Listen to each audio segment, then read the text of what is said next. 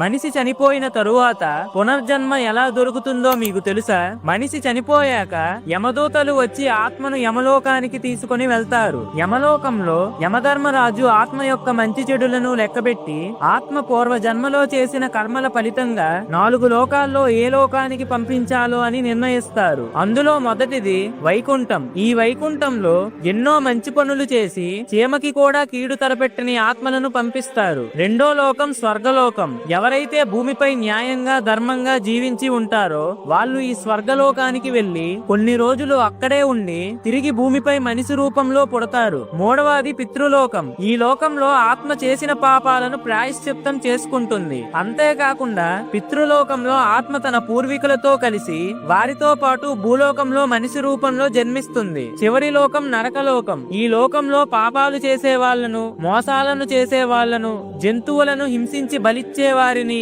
నరకలోకానికి తీసుకొని వస్తారు. ఈ నరకంలో ఆత్మలు వారు చేసిన పాపాలకు శిక్షను అనుభవించి మళ్లీ భూలోకంలో 84 లక్షల జీవరాశులలో ఒక జీవిగా పుడతారు. ఫ్రెండ్స్, ఓం నమః శివాయ అని కామెంట్ చేయండి. Download ShareChat.